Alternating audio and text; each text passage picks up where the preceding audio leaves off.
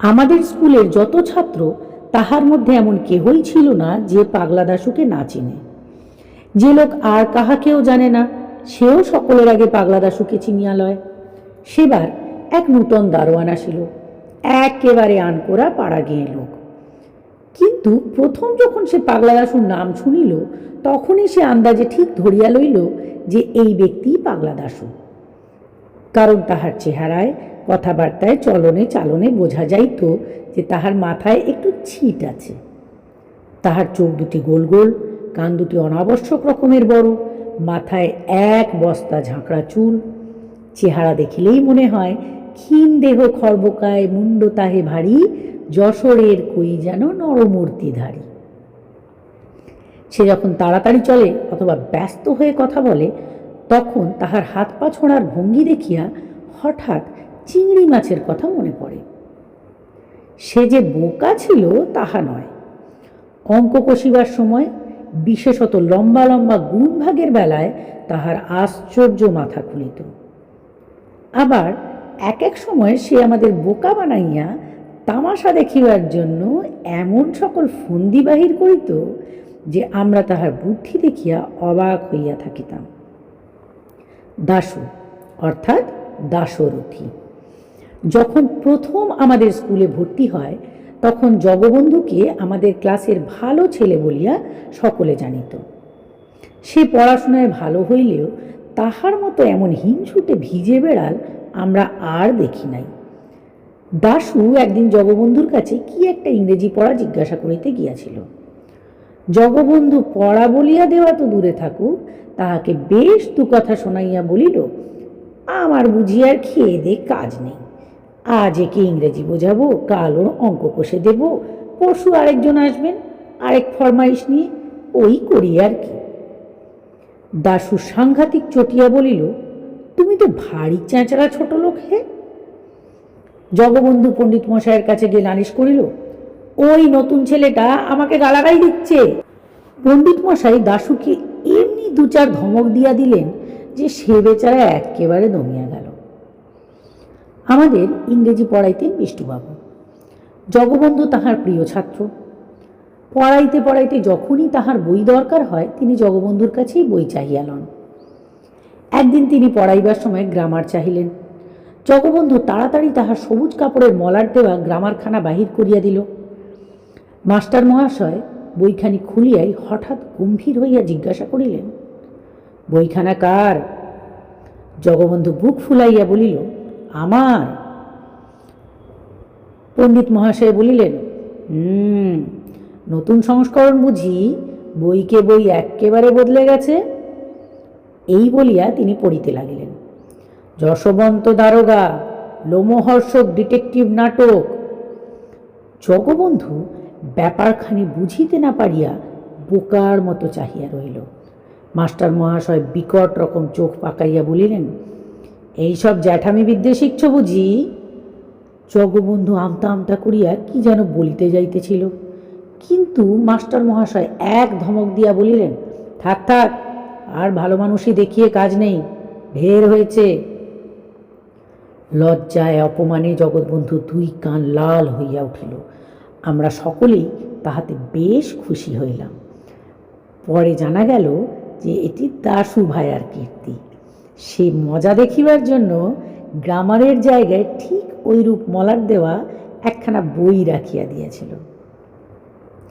দাশুকে লইয়া আমরা সর্বদাই ঠাট্টা তামাশা করিতাম এবং তাহার সামনেই তাহার বুদ্ধি ও চেহারা সম্বন্ধে অনেক অপ্রীতিকর সমালোচনা করিতাম। তাহাতে একদিনও তাহাকে বিরক্ত হইতে দেখি নাই। এক এক সময় সে নিজেই আমাদের মন্তব্যের উপর রং চড়াইয়া নিজের সম্বন্ধে নানা রকম অদ্ভুত গল্প বলিত। একদিন সে বলিল, ভাই, আমাদের পাড়ায় যখন কেউ আমসত্ত্ব বানায় তখন আমারই ডাক পড়ে, কেন জানিস? আমরা বলিলাম, খুব আমসত্ত্ব খাস বুঝি? সে বলিল, তা নয়, যখন আমসত্ত্ব শুকোতে দেয় আমি সেইখানে ছাদের ওপর বার দুয়েক এই চেহারাখানা দেখিয়ে আসি। তাতেই পাড়ার ত্রিসীমানার মধ্যে যত কাক সব ত্রাহি ত্রাহি করে ছুটে পালায়, কাজেই আমসত্ত্ব আর পাহারা দিতে হয় না। একবার সে হঠাৎ প্যান্টালুন পরিয়া স্কুলে হাজির হইল। ঢলঢলে পায়জামার মতন প্যান্টালুন আর তাকিয়ার খোলের মতো কোট পরিয়া তাহাকে যে কিরূপ অদ্ভুত দেখাইতেছিল তাহা সে নিজেই বুঝিয়াছিল, এবং সেটা তাহার কাছে একটা আমোদের ব্যাপার বলিয়া বোধ হইতেছিল। আমরা জিজ্ঞাসা করিলাম, প্যান্টালুন পরেছিস কেন? দাশু এক গাল হাসিয়া বলিল, ভালো করে ইংরেজি শিখব বলে। আরেকবার সে খামোখা ন্যাড়া মাথায় এক পট্টি বাঁধিয়া ক্লাসে আসিতে আরম্ভ করিল, এবং আমরা সকলে তাহা লইয়া ঠাট্টা তামাশা করায় যার পর নাই খুশি হইয়া উঠিল। দাশু আদপেই গান গাইতে পারে না, তাহার যে তাল জ্ঞান বা সুর জ্ঞান একেবারেই নেই এ কথা সেও বেশ জানে। তবু সেবার ইন্সপেক্টর সাহেব যখন স্কুল দেখিতে আসেন তখন আমাদের খুশি করিবার জন্য সে চিৎকার করিয়া গান শোনাইয়াছিল। আমরা কেহ ওরূপ করিলে সেদিন রীতিমতো শাস্তি পাইতাম, কিন্তু দাশু পাগলা বলিয়া তাহার কোনো শাস্তি হইল না।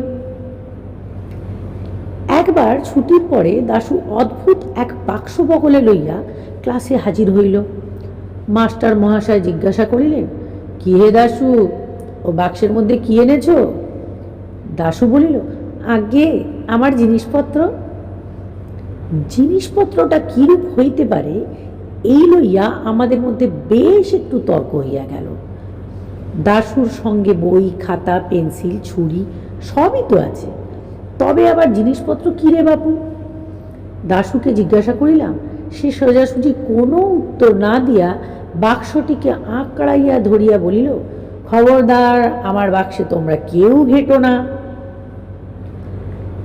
তাহার পর চাবি দিয়া বাক্সটাকে একটুখানি ফাঁক করিয়া সে তাহার ভিতরে চাহিয়া কি যেন দেখিয়া লইয়াছে, এবং ঠিক আছে বলিয়া গম্ভীরভাবে মাথা নাড়িয়া বিড়বিড় করিয়া হিসাব করিতে লাগিল। আমি একটুখানি দেখিবার জন্য উঁকি মারিতে গিয়াছিলাম, অমনি পাগলা মহা ব্যস্ত হইয়া তাড়াতাড়ি চাবি ঘুরাইয়া বাক্স বন্ধ করিয়া ফেলিল। ক্রমে আমাদের মধ্যে তুমুল আলোচনা আরম্ভ হইল। কেউ বলিল, ওটাও টিফিনের বাক্স, ওর মধ্যে খাবার আছে। কিন্তু একদিনও টিফিনের সময় তাহাকে বাক্স খুলিয়া কিছু খাইতে দেখিলাম না। কেহ বলিল, ওটা বোধহয় ওর মানি ব্যাগ, ওর মধ্যে টাকা পয়সা আছে, তাই ও সর্বদা কাছে কাছে রাখতে চায়। আরেকজন বলিল, টাকা পয়সার জন্য অত বড় বাক্স কেন? ও কি স্কুলে মহাজনী কারবার খুলবে নাকি? একদিন টিফিনের সময় দাশু হঠাৎ ব্যস্ত হইয়া বাক্সের চাবিটা আমার কাছে রাখিয়া গেল আর বলিল, এটা এখন তোমার কাছেই রাখো, দেখো হারায় না যেন, আর আমার আসতে যদি একটু দেরি হয় তবে তোমরা ক্লাসে যাওয়ার আগে ওটা দারোয়ানের কাছে দিয়ে যেও। এই কথা বলিয়া সে বাক্সটা দারোয়ানের জিম্মায় রাখিয়া বাহির হইয়া গেল। তখন আমাদের উৎসাহ দেখে কে, এতদিনে সুবিধে পাওয়া গিয়েছে, এখন হতভাগার দারোয়ানটা একটু তফাৎ গেলেই হয়। খানিক বাদে দারোয়ান তাহার রুটি পাকাইবার লোহার উনুনটি ধরাইয়া কতগুলি বাসনপত্র লইয়া কলতলার দিকে গেল। আমরা তো এই সুযোগেরই অপেক্ষা করছিলাম। দারোয়ান আড়াল হওয়া মাত্র আমরা 5-7 জনে তাহার ঘরের কাছে সেই বাক্সের ওপর ঝুঁকিয়া পড়িলাম। তারপর আমি চাবি দিয়া বাক্স খুলিয়া দেখি বাক্সের মধ্যে বেশ ভারী একটা কাগজের পোঁটলা ন্যাকড়ার ফালি দিয়ে খুব করিয়া জড়ানো। তারপর তাড়াতাড়ি পোঁটলার প্যাঁচ খুলিয়া দেখা গেল তাহার মধ্যে একখানা কাগজের বাক্স, তার ভিতরে আর একটা ছোট পোঁটলা। সেইটি খুলিয়া একখানা কার্ড বাহির হইল। তার এক পিঠে লেখা, কাঁচকলা খাও, আরেক পিঠে লেখা, অতিরিক্ত কৌতূহল ভালো নয়। দেখিয়া আমরা এও আর মুখ চাওয়াচাবি করিতে লাগিলাম। সকলের শেষে একজন বলিয়া উঠিল, ছোকরা আচ্ছা যা হোক, আমাদের বেজায় ঠকিয়েছে। আরেকজন বলিল, যেমনভাবে বাঁধা ছিল তেমনটি করে রেখে দাও, সে যেন টের না পায় যে আমরা খুলেছিলাম, তাহলে সে নিজেই জব্দ হবে। আমি বলিলাম, বেশ কথা, ও ছোকরা আসলে পরে তোমরা খুব ভালো মানুষের মতো বাক্সটা দেখাতে বলো, আর ওর মধ্যে কি আছে সেটা বার করে জানতে চেও। তখন আমরা তাড়াতাড়ি কাগজপত্রগুলি বাঁধিয়া আগেকার মতো পোটলা পাকাইয়া বাক্সে ভরিয়া রাখিলাম। বাক্সে চাবি দিতে যাইতেছি, এমন সময় হো হো করিয়া একটা হাসির শব্দ শোনা গেল। চাহিয়া দেখি পাঁচিলের ওপর বসিয়া পাগলা দাশু হাসিয়া কুটি কুটি। হতভাগা এতক্ষণ চুপি চুপি তামাশা দেখিতেছিল আর আমাদের সমস্ত কথাবার্তা শুনিতেছিল। তখন বুঝিলাম আমার কাছে চাবি দেওয়া, দারোয়ানের কাছে বাক্স রাখা, টিফিনের সময় বাইরে যাওয়ার ভান করা, এ সব তাহার শয়তানি।